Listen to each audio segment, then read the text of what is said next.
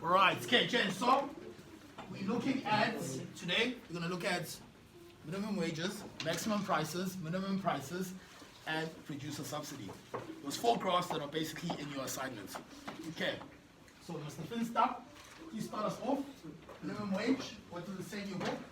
Minimum wages are an example of a price floor used by the government to prevent workers from being exploited by employers through the payment of unacceptably low wages. In the figure on the next page, the demand and supply of labour are represented with the vertical axis measuring the wage rate and the horizontal axis showing the quantity of labour. All right, thank you very much. So gentlemen, out of that whole paragraph, what sticks out to you? What is the most important thing? Yes, Mr. Goddard. It's a price floor, sir. It's a price floor, okay? I get that. So let's pretend like you guys don't know what price floors are right now. We literally just started now. We realized that you obviously were involved in more than just blowing your nose. So let's start. Yes, Mr. Goddard. So it prevents people from being exploited by the employers. That is the most important thing about minimum wages. If you guys can please highlight that. Okay, minimum wages are put there, not for fun, but to prevent people from being exploited against their employers. Okay? For a Burgers Arm day today. For a Burgers Arm, first hand up, please. First hand up. How much is South Africa's minimum wage? First hand up. Also 1.8. Second hand up. 3.5, sir. You win.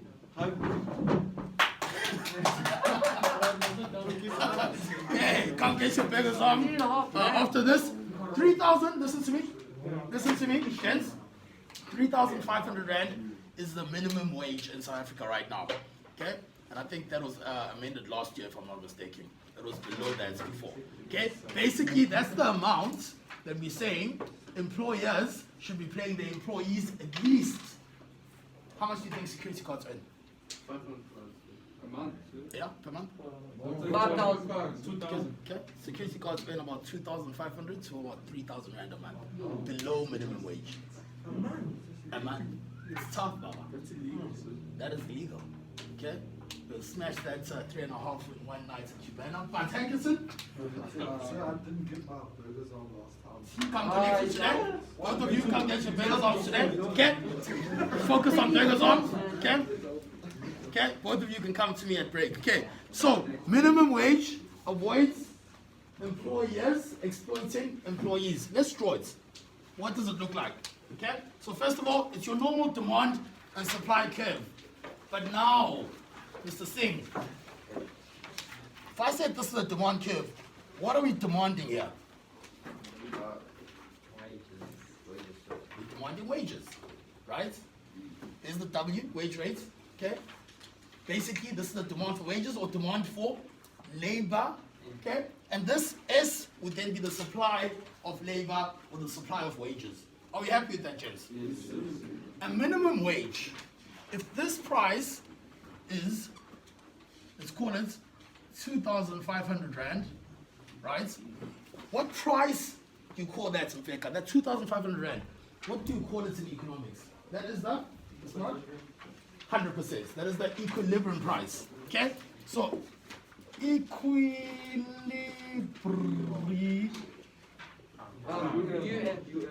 That's what I said, okay?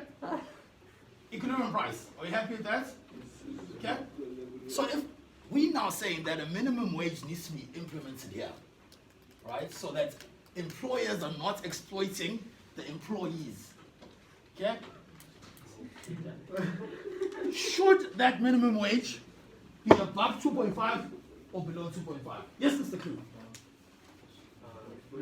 I'll repeat my question again. If we're saying that the equilibrium price is 2,500 Rand or the wage is 2.5, and we're now saying that minimum wages are put there to ensure that employers don't exploit employees, my question to you is, would a minimum wage then be above or below the equilibrium price? Think about it, and then answer, and then explain why. Yes, sir. It will be above, 100% correct. Why, Finney? What were you going to say below? Take us through the below. Okay? Yes, sir, Mr. So Gonzalez. maybe they said about the equilibrium price so to meet the satisfaction of workers that earn about Okay, so you on the right track. You overcomplicating it though. Q, break it down for us. So I would have said below, sir. What? Surely if it's the minimum wage, it should be like the bottom. All right. It's a foundation, sir. Good. Godard, are you gonna take it for us, or should I take it? You should take it, sir. Okay, so let's say it is below. Okay, let's say it's below. So we'll have it here. If it's below, give me a price. Anybody? 1,000. Okay, because it can't be more than 2.5. So what you guys are saying to me, right, the guys that are saying it's below, what you guys are saying to me is that if we left the market to operate by itself, the market would come up with the equilibrium price of 2,500 to pay its employees. But if we implement a minimum wage, which Finney has said is a wage that's put there, right, so that employers don't exploit their employees, you guys are still saying that it should be below 2.5. So equilibrium price is 2. What happened? Electricity. Don't worry, I've got this. Equilibrium price. Get you. Equilibrium price is 2.5. Okay. This is demand. This is supply. This is wage. Okay. This is the quantity of wage. So what does quantity of wage mean? How much labor is provided? Okay. But surely if they're up at the equilibrium price, there will be more labor. If we're saying this is 2,500, okay, a minimum wage can't be below the equilibrium price because then it doesn't hold. You can't say we're putting a minimum wage of 1,000 rand here, right? All that basically means is that the people that are demanding labor will demand more labor. Okay, let's say that's 100. They'll demand 120 units of labor because it's cheaper.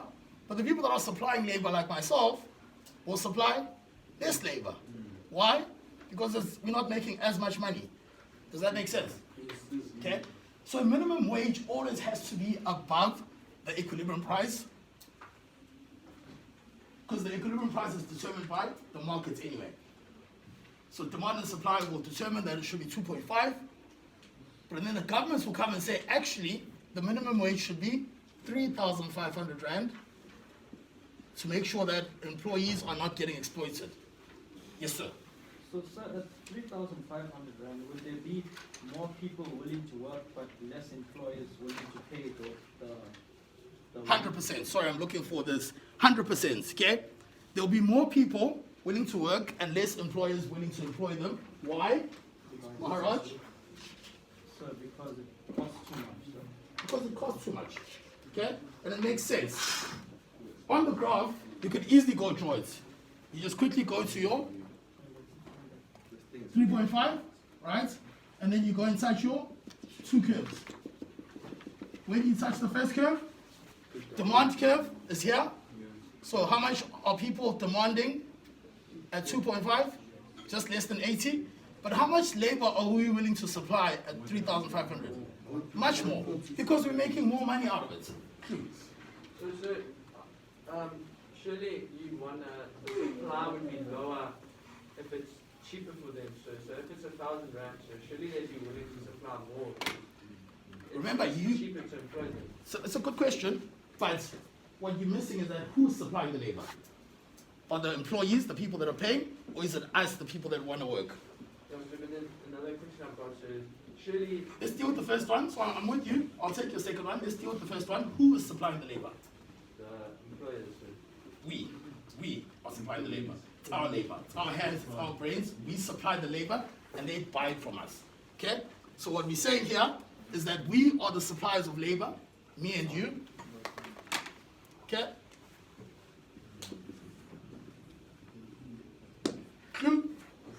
Spelling, okay? And the demanders of labor are the people that are hiring us. Does that make sense? Maritzburg College.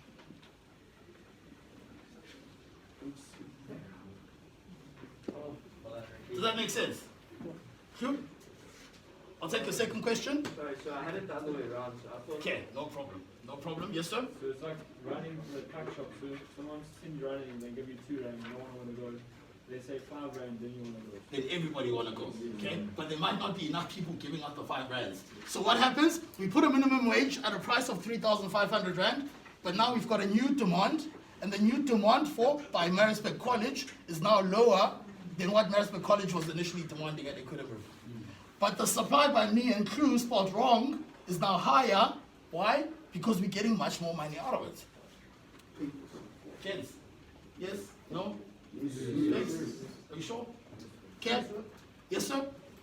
Yes, sir? Is that how our graph is supposed to look? So for the minimum wage, this is how your graph is supposed to look. It's supposed to have W, W1, okay? And then you just draw a line at the top, and then you indicate. Then the last thing, somebody said is, bam. We have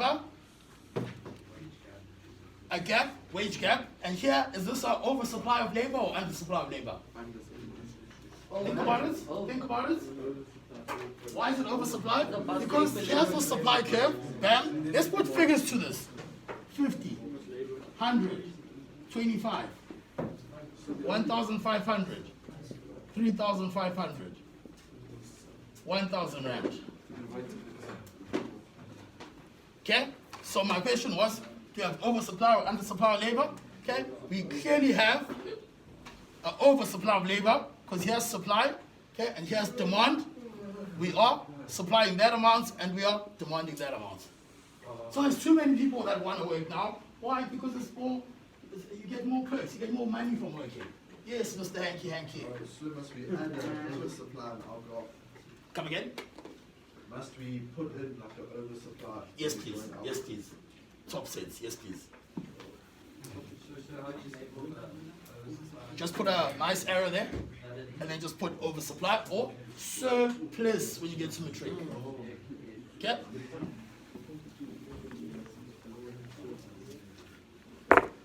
I'll come back to this. Okay? I want us to look at the next one.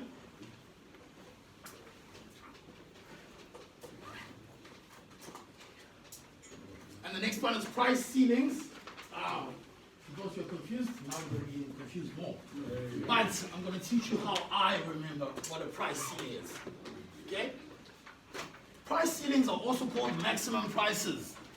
Van Heerden. Okay? Van der Vliet, where is the ceiling? The ceiling is up. Okay? But when we draw price ceilings, we draw maximum prices or price ceilings below the equilibrium price. Okay? Okay? Everybody look at me. Right? The ceiling is above. When we draw maximum prices, right, or price ceilings, we draw them below the equilibrium price. Why? Because a maximum price says that the government cannot charge anything above a specific price. This is the maximum price they can charge. Right? And how I remember it is that a ceiling would be maximum. I don't know if that makes sense. Okay? And then when we look at a price floor, that is the minimum amounts that you can charge. And the price floor is also known as, similar to minimum wages, minimum prices or price floors. Floor is the minimum amounts you can charge. You can't charge less than that. Ceiling, you can't charge more than that. That's how I remember it. Or you can just always remember it as the opposite. That a ceiling will always be below the equilibrium price and a floor will be above. But let's explain this. What's happening here? We've still got our normal demand and supply. You guys are all used to this now. Please can you read maximum prices for us or price ceilings on your book? Mr. Ngubo? Yes, sir? Everyone's got it?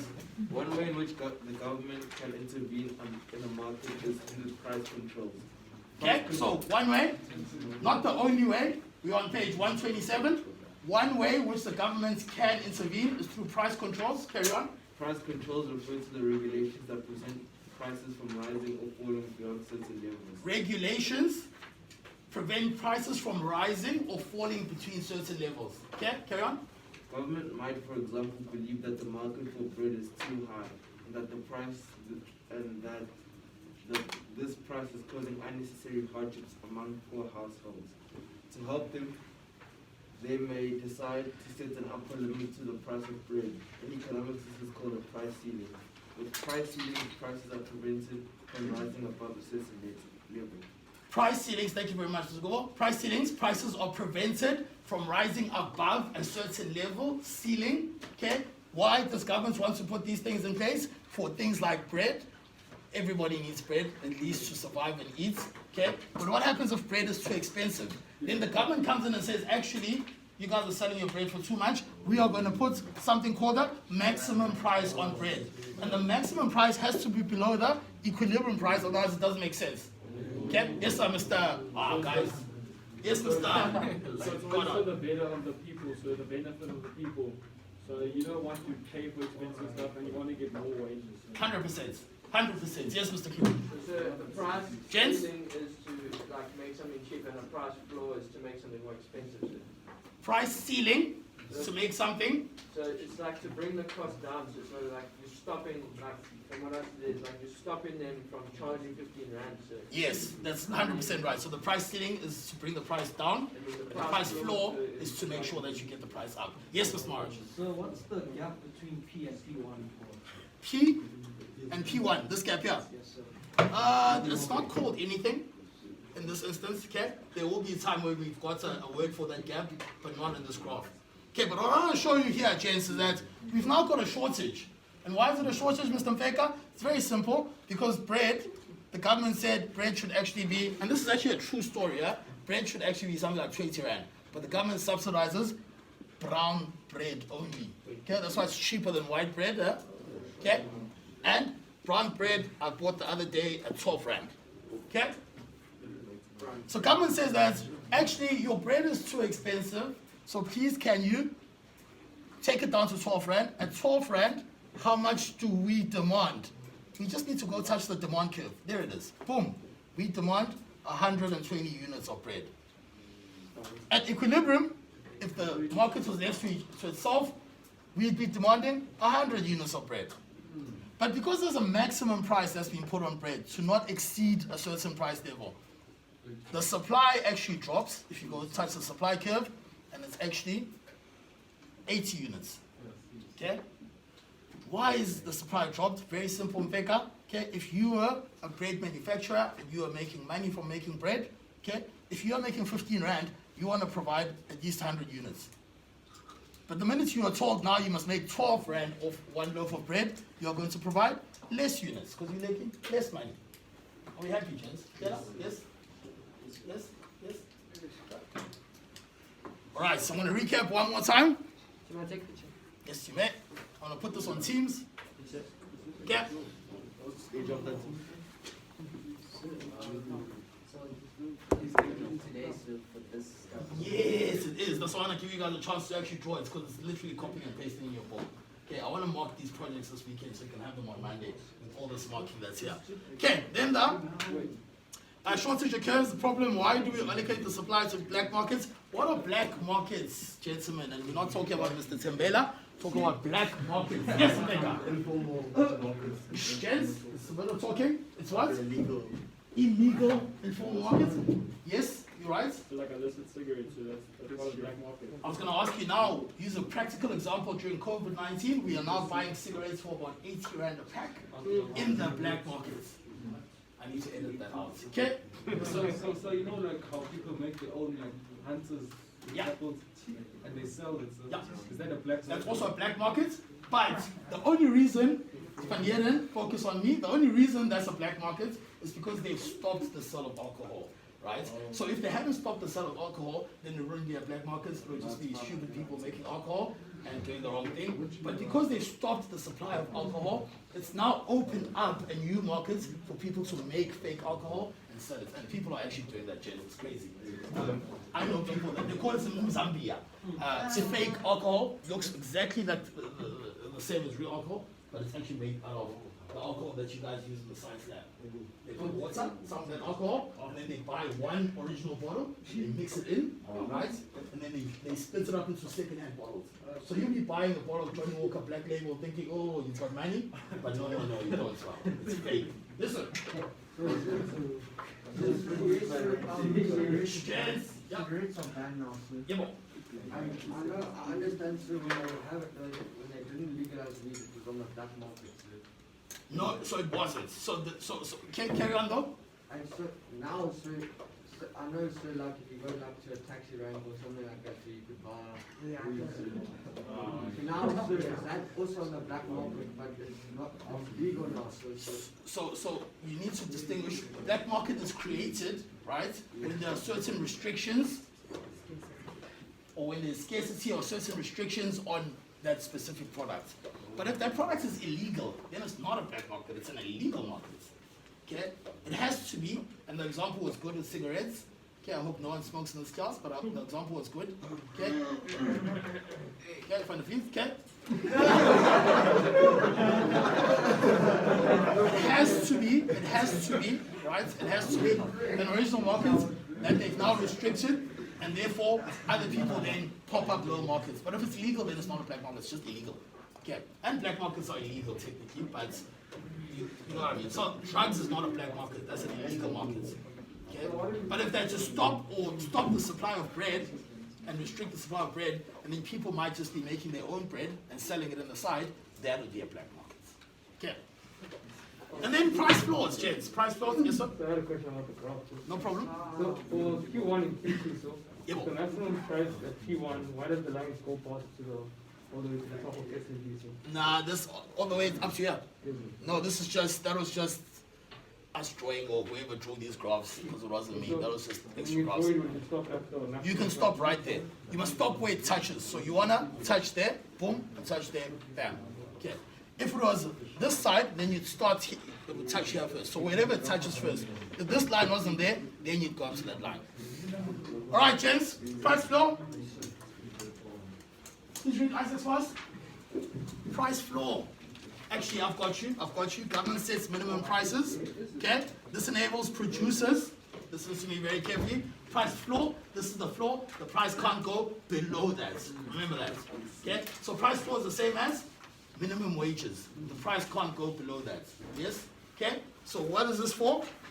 It enables producers, so people that make goods and services. Think about a farmer, Mr. Mlambo. It enables farmers to make a comfortable profit, and they will then supply strategically important essential goods. So the government comes and says, we need more maize meal in the country. There is not enough maize meal because there's not enough money in the maize meal industry. We all agree, right? So what can the government come and do? Okay, they can subsidize, which we'll get to next. Why was I telling you about that? Okay, they can subsidize, which then makes the price cheaper, and therefore the farmer can supply more. Please just hold that thought. This will cause a surplus. Let's go to the graph. Demand, supply. All of them started off with demand and supply. The only difference was that there was wages for the minimum wages graph. Price floor will be below or above equilibrium. Price floor will be below or above. Okay? It's a floor, so it's above. Remember? I said it at first, Jess. If you can remember this. Price ceiling, the price can't go above. Price floor, the price can't go below. Upside down. So it's just the other way around. Okay? Let's carry on. So this is the minimum price that's been set by the government. Okay? So the government might come and say, that's why I was making that maize example. We're not making enough profit out of maize, right? But we need maize because it's an essential product, essential staple in our diets, right? So what does the government do? They say, okay, you guys, because you guys produce maize, we are going to implement, right, a minimum price on maize so that it doesn't go to equilibrium, so that you guys, when you produce, you can make some profits. I'll say that again in English, okay? Government comes in and says that there's not enough maize and we need all the maize, right? Because you guys aren't making enough profit out of it. So what do? They implement a minimum price or a price floor, which is above Finny, okay? And that price floor then says that the guys can make a bit more profit for that maize. Does that make sense? So it's just a way to encourage suppliers, right, to produce the kind of goods that you normally wouldn't produce. Yes, sir. So this is when there is a shortage in maize meal in the country. So Thank you, Baba. No, actually, no. It's not a shortage. Look at it carefully. Look at it carefully. Okay? If the price was there, where would the demand be? It would be here. Where would the supply be? It would be much more. So there's actually a surplus in maize. but but that is created when there's a shortage. 100%. So when there's a shortage, right? You see, you're right there, because when there's a shortage of maize, before any of this happens, we know there's a shortage in maize. Then the government comes and says we need more maize. Okay?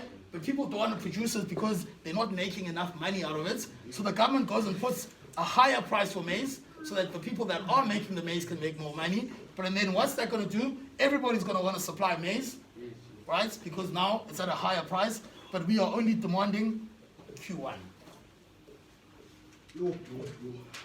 Last graph. Last graph. Okay?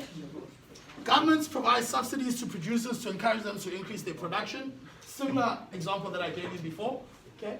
So a subsidy that encourages producers to increase their production. So often given to suppliers of agri-products, for example, milk, wheat, and maize, so they can produce more of this stuff. Okay? A subsidy lowers the cost of producing the good. If the cost of production is lower, Mr. DeBillo, what is that going to do to your profits as a producer? The price is low too. Yeah, so if the cost of production is lower, not the price, the cost of production is lower, what will then help with the profits?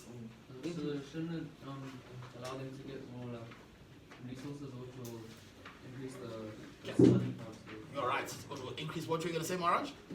It would increase, somebody said it would increase the profits. Okay? What does the subsidy look like? Again, we start with the normal demand and supply curve. So if anything, right, all your assignments should at least have demand and supply curves. That last page. If anything. Okay. Producer subsidy, the government decides to lower the price of the good. Okay? So they provide a subsidy, and that subsidy lowers the price of the good. If the price of the good is lowered, it will push supply to the right. When supply shifts to the right, is that more supply or less supply, Goddard? More supply. More supply, because it's shifted to the right. If it's shifted to the left, there'll be less supply. How do we know it's more supply? At equilibrium, that's how much we're supplying, 100 units. Okay? The subsidy was given, which dropped the price of the products, which allowed them to supply more. The new equilibrium is now there. At what quantity? 110 units, and at a cheaper price. Cheaper. More.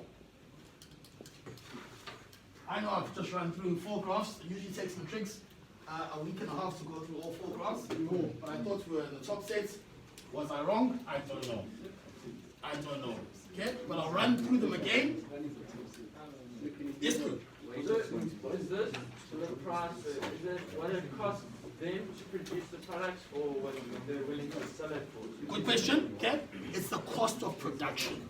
So this is decreasing the cost of production. If the cost of production decreases, and then they shift out the supply, okay? Because they can supply more with the little that they have. So it cost us 55,000 rand to be in this classroom. If that cost had to turn down to 25,000 rand, we could get more people in this classroom. Does that make sense? So the government can subsidize school fees by giving bursaries or whatnot, okay? And that will drop the cost of school fees, and that will allow for more supply of. Yes, but that will also decrease the amount of weight. That will also decrease the weight, right? Ceteris paribus, all else equal. Okay? Okay, yes. So what is the Q1 always be on the right? So Q1. Q1. Now you control it anyway. As long as Q is always the original equilibrium, okay? Always the original equilibrium. And then if supply decreased, it was going to shift to the left, Q1 would have been on the left hand side. Alright, Mr. Nguvu, yes, Mr. Bramia. You can start Q1, Q2, or but the original one must always be Q and P. Gentlemen, we've just done something that is done over a week in one day. Please can I have more questions? Please can I have more comments? Okay? But if anything, I'd just like you guys to get these graphs on your assignments so you can hand those in to me today so I can mark them over the weekend. Yes, sir. Does subsidy always have to be like so? Like, does it always have to be like the government giving out like groceries and stuff? So, or could they just like give money to it? Money is also a subsidy. As long as it's doing what? As long as it's lowering the cost of production, it's a subsidy. Lowering the cost of education is a subsidy. Lowering the cost of bread is a subsidy. Fini? Yes, sir? Could you go back to the wage graph? Right, right. I just want to Okay, minimum wages or price floors on top, it's a floor. Price floor, price can't go below. Yes, sir. I need to ask you a question.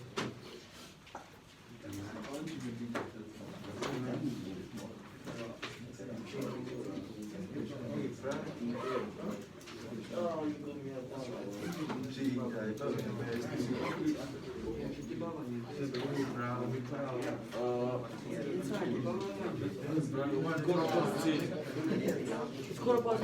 I'm tired.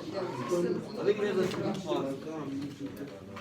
It's not wrong with you.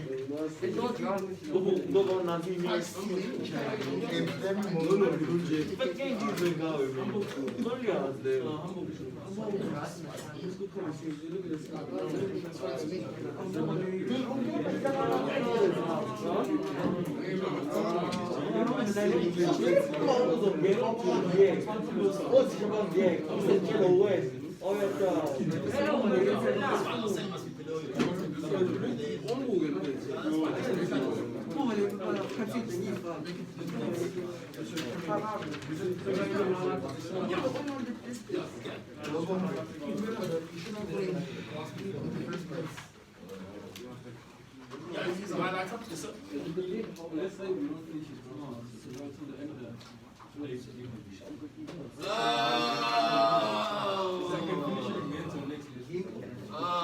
There's no mentor next lesson, it's break next.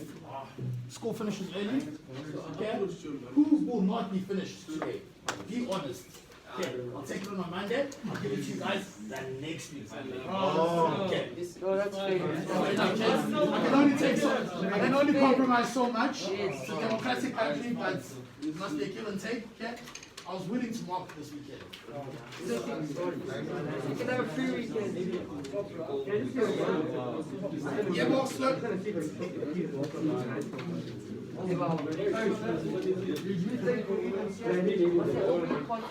That's all I want to do today, actually. Yeah. Because I don't think I want to see The that. wage is the wage. Yeah, that's all I want to do. Remember, this is your one mark. Gents, I'm going to say this again. In English, Afrikaans, and Zulu. This is your one mark that's going into your reports. Okay? Hence why I've given you so much time, hence why I've extended, hence why I've gone through it. Okay? So I wanted this, in case we don't come back, at least I know you've got your mark to turn to. Okay, so make sure, gents.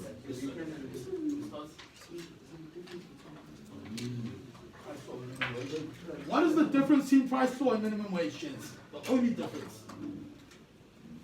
The minimum wage is an example of the price floor, the price floor is a standard.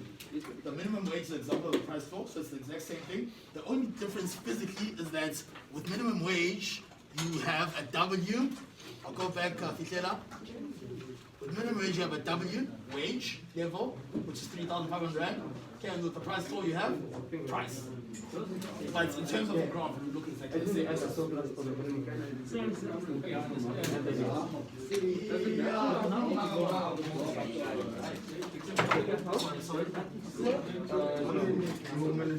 Except for me changing the